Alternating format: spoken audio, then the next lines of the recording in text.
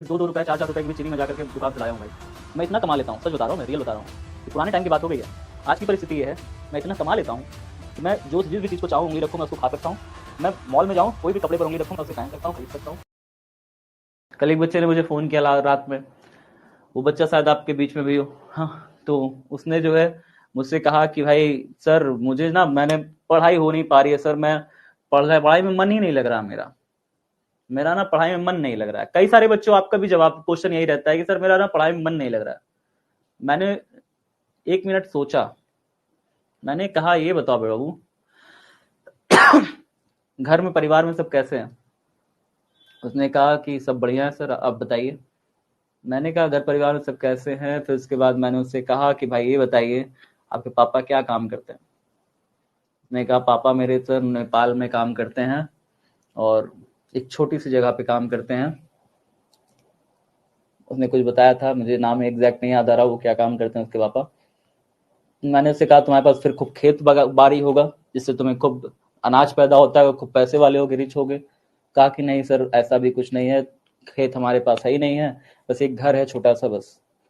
तो हमने कहा फिर ये बताओ, जब तुम्हारे पास खेत भी नहीं है, तुम्हारे पास पापा भी तुम्हारे बहुत ज़्यादा अमीर नहीं है, तो ये बताओ फिर कई बार हमें ऐसा होता होगा जीवन में, हम कुछ चाहते होंगे कि भाई हम ये भी ले लें, हम चाहते होंगे ये कपड़ा ले लें, हम चाहते होंगे वो मोबाइल ले लें, हम चाहते होंगे वो गाड़ी ले लें, हम चाहते होंगे हम अच्छा ये भी वाला खाना खा लें, वो भी खाना खा लें, हम वो भी लाएं, पिज्जा लाएं, बर्गर लाएं। कई बार ऐसा होता है, हम सोचते हैं बहुत सारी चीज़ें और हम हमारे पास इसलिए नहीं कर पाते क्योंकि हमारे पास पैसा नहीं होता, है ना? हमारे पास पैसा नहीं होता। मैं भी आप लोगों के बीच से ही आया हूँ। मैं ऐसी ही परिस्थिति से आके आया हूँ, ठीक है? हमारे पापा बाहर काम करते थे। हमारे घर में जब पापा आते थे तो ही जाकर के कुछ बन पाता था अच्छा, नहीं तो फिर पापा जब चले जाते थे तो पैसा वैसा कुछ दिन के लिए तो चलता था, फिर उसके बाद पैसा वैसा जब खत्म हो जाता था, फिर 2 रुपए 4 रुपए की भी चीनी में जाकर के दुकान से लाया हूँ भाई। ये भी हुआ करता था। फिर चीनी उधार भी आई है, दाल उधार भी आती थी, बहुत ज़्यादा उधार आती थी। चावल तो हमारी नानी के यहाँ से आ जाता था तो चल जाता था, लेकिन चावल सूखा थोड़ी खा सकते हैं। गेहूँ के साथ तो खाना होगा, रोटी के साथ तो खाना होगा। मिट्टी का तेल मिलता था हम लोग के यहाँ कंट्रोल से, तो मिट्टी के तेल से हम जो है, हमारी मम्मी क्या करती थी, मिट्टी के तेल को इकट्ठा कर लेती थी और उस मिट्टी के तेल को बेच आती थी। मिट्टी के तेल को बेचने से हमारे यहाँ पैसा आता था, तो उससे कई समय तक चल जाता था खर्चा। मम्मी ने हमारे बहुत संघर्ष से पढ़ाया, लेकिन एक चीज़ बताया उन्होंने कि अगर अच्छे से पढ़ लोगे ना, उनका एक ही चीज़ था कि अगर ये अच्छे से पढ़ ले गया ना हमारा लड़का, एक ही लड़का था, हम एक ही लड़के हैं हमारी मम्मी के। उन्होंने कहा कि अगर अच्छे से पढ़ ले गए तो तुम पढ़ा के कुछ ना कुछ कमा लोगे, पढ़ा के अपना खर्चा चला लोगे, भूखे नहीं मरोगे, है ना? आज की परिस्थिति ये है, मैं इतना कमा लेता हूँ, सच बता रहा हूँ, मैं रियल बता रहा हूँ। ये पुराने टाइम की बात हो गई है। आज की परिस्थिति ये है, मैं इतना कमा लेता हूँ कि मैं जो जिस भी चीज़ को चाहूँ उंगली रखूँ मैं उसको खा सकता हूँ। मैं मॉल में जाऊँ, कोई भी कपड़े पर उंगली रखूँ मैं उससे पहन सकता हूँ, खरीद सकता हूँ। मेरी इतनी है आज के टाइम पे।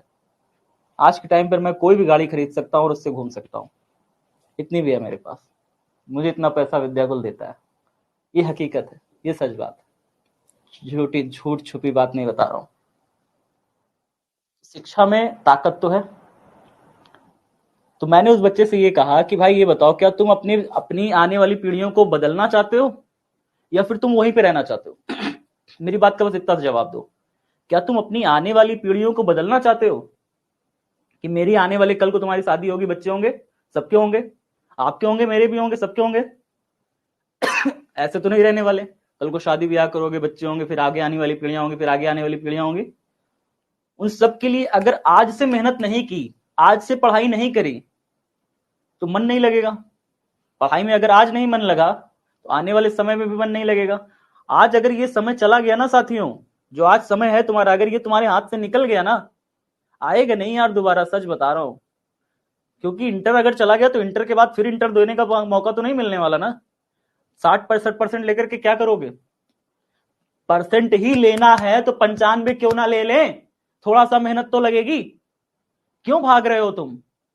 किस चीज से भाग रहे हो? खुद को बनाने से भाग रहे हो? इस चीज से भाग रहे हो कि भाई मैं बन गया, मैं टॉप पे कर जाऊं कहीं? किसके लिए पढ़ोगे? अपने लिए ना पढ़ोगे, किसी दूसरे के लिए पढ़ दोगे। तुम टॉप करोगे तो मेरे लिए टॉप कर दोगे, अपने दोस्त के लिए टॉप कर दोगे, अपनी ही तो जिंदगी बनाओगे। ये क्यों सोच नहीं पा रहे हो? तुम्हारी आने वाली पीढ़ियां ही तो उन्नति में जिएंगी। कहेंगी, तुम्हारा बेटवा पैदा होगा कहेगा, यार मेरे पापा ने क्या इंटर में नंबर लाए थे, मेरे पापा। गर्व से बोलेगा 4 जगह। हाँ अभी पढ़े रहोगे ना, मन लगा रहेगा ना, मेहनत करे रहोगे दिन रात, आदत रहेगी। कल को नौकरी की तैयारी भी तो करनी है। इंटर में ही रुक जाना है क्या? दुकान खोल के बैठ जानी है क्या? मजदूरी करनी है क्या?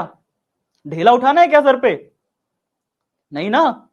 तो फिर तैयारी करनी है ना, आगे परीक्षा की तैयारी करनी है, और परीक्षा में निकालना भी है। आदत अगर अभी से नहीं रहेगी तुम्हारी पढ़ने की, तो परीक्षा में कैसे निकालोगे? एग्जाम कैसे पास करोगे? कर पाओगे? नहीं कर पाओगे बाबू। विश्वास मानो, नहीं होगा तुमसे। अभी अगर नहीं हुआ ना, आगे भी नहीं होगा। सच बता रहा हूं मैं। आदत नहीं रहेगी ना तुम्हारी मेहनत करने की, भागते रहोगे तुम परिस्थितियों से, भागने वाली आदत रहेगी। जा करके फिर वही वही जिंदगी जीते रहोगे, तुम्हारे बेटे भी उसी जिंदगी में जिएंगे, तुम्हारी आने वाली पूरी पीढ़ियों का नाश हो जाएगा, तुम्हारे आलसपन की वजह से। सिर्फ सिर्फ तुम्हारे आलसपन की वजह से कि भाई मैं पढ़ा नहीं यार, काश मैं पढ़ लेता, मेरे पास मौका है, मेरे पास चांस है, मेरे पास टॉप करने का मौका है, फिर भी मैं पढ़ नहीं रहा हूं, मेरी किताबें नहीं खुल रही हैं। नहीं खुलेंगी किताबें, रखी रह जाएगी किताबें, और तुम जो है वैसे ही रह जाओगे। क्या करना है तुम्हें? ऐसे ही रहना है? पीढ़ियां नाश होती जाए आगे, बिहार को पीछे छोड़ दे ऐसे ही, उठाए ना हम इसे।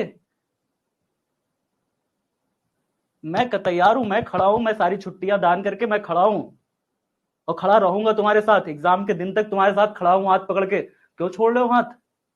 ऐसे छोड़ोगे चलेगा काम? पकड़ के रखना है, ठीक है ना? पकड़ के रखना है, रिवीजन करना है घर में बैठ के।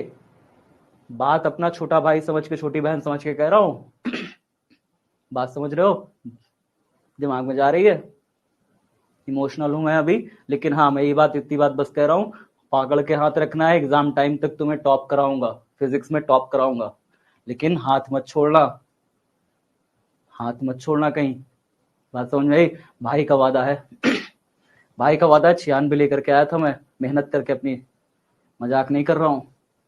तुम्हारे भी लेकर आऊंगा, हाथ मत छोड़ना, बीच में भटकना मत कहीं भी, ठीक है ना? चलिए मिलते हैं फिर।